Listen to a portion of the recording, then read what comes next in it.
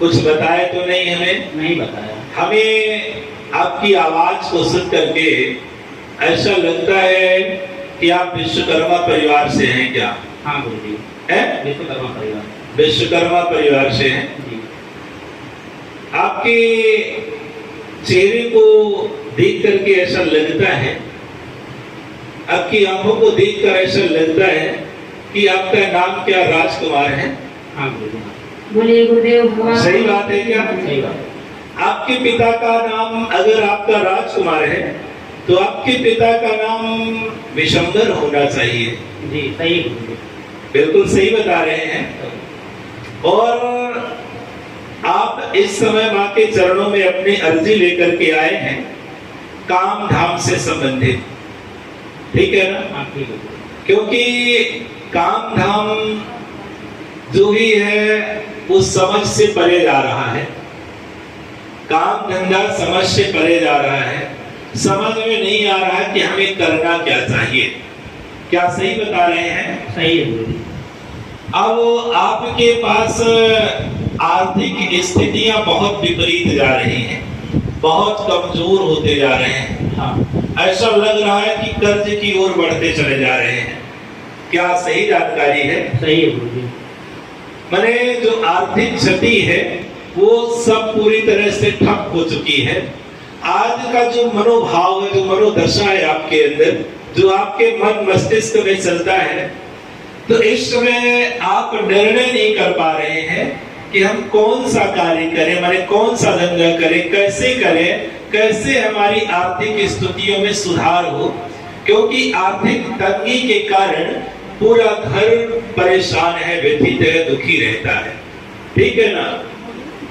क्या सही बात है? सही बात है गुरु जी। तरह तरह की अव्यवस्थाएं हो रही हैं, हाँ हो रही है। ठीक है ना?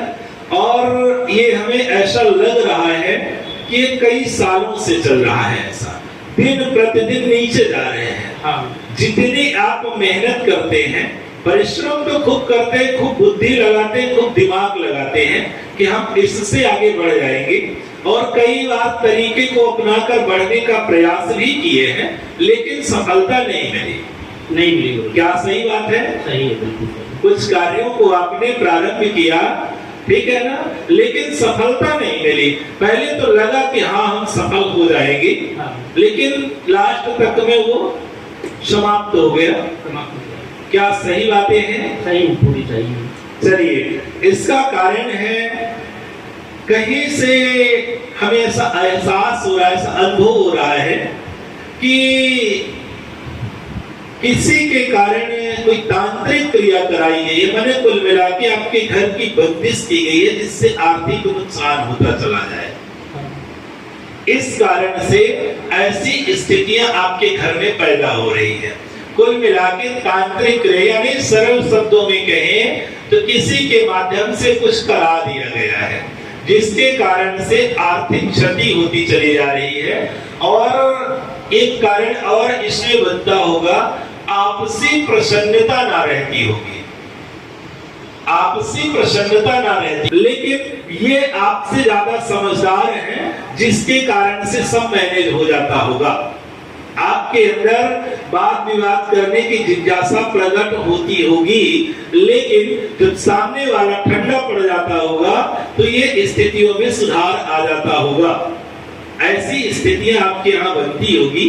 तो ये तांत्रिक क्रियाओं का ही प्रभाव है, जिसके कारण से आर्थिक नुकसान, आर्थिक क्षति होती होगी।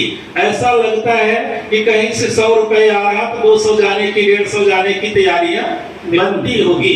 क्या ये बातें सही है? सही है। सही है ना? जैसे का 100 रुपए कहीं से आने की तैयारी है कि यहाँ से 100 रुपए आएगा, तो 150 200 जाने की तैयारी वो निश्चित हो जाती होगी कि यहाँ से आएगा तो यहाँ चला जाएगा। हाँ वो तुरंत चला जाता है। ये स्थितियां आपके यहाँ बनती होंगी। सही बातें हैं? सही पूर्ण सही। चलिए, बड़ी अच्छी बात है कि हमारी जानकारी जो हमें अनुभव हुआ वो हमने आपके पास शेयर कर दिया, आपके पास बता दिया। लेकिन आपका घर परिवार बहुत समझदार है, जिसके कारण से अभी तक वो स्थितियां प्रकट नहीं हो पाई जितना प्रभाव होना चाहिए। क्योंकि समझदारी का कहीं न कहीं फायदा होता है, लाभ होता है। और स्थितियां विपरीत हुई, उन स्थितियों को प्रसन्नता के साथ संभाल लिया गया, कंट्रोल कर लिया गया, उसे हावी नहीं होने दिया गया। ये बहुत बड़ी बात है आपकी घर परिवार की, ठीक है ना। तो बढ़िया, इसके लिए माता जी का पूजा पाठ करना शुरू कर दे और कुछ ही दिनों में आपकी जो आर्थिक स्थिति है उनमें सुधार होगा और माता जी की कृपा होगी। आपका जीवन आनंदित हो जाएगा। काम धंधा, बिजनेस, व्यापार जो भी है वो भी चलना शुरू हो जाएगा, प्रारंभ हो जाएगा। आप माता जी का पूजा पाठ अपने घर में करना शुरू कर दें और 13 तारीख को हवन करना शुरू कर दें। बोलिए गुरुदेव भगवान की जय। क्या हमारी जानकारी सही है? आपकी जानकारी पूरी सही है गुरु जी। पितृदोष के बारे में पूछ रहा था मैं, क्या पितृदोष भी है हमारे यहाँ? पितृदोष, देखिए पितृदोष के कारण तो हमें नहीं दिख रहा है, हमें तो केवल तांत्रिक क्रियाओं की जानकारियां मिल रही हैं। हम अपनी बात बता रहे हैं, ठीक है ना। अगर आपका नाम हमने सही बताया होगा, आपके पिता का नाम, हमारी जानकारी सही होगी, तो फिर क्रियाओं जो समस्याएं हैं उसके कारण भी सही होंगे, ठीक है ना। तो पितृदोष के हमें कोई लक्षण, कोई अवसर दिखाई नहीं दे रहे हैं।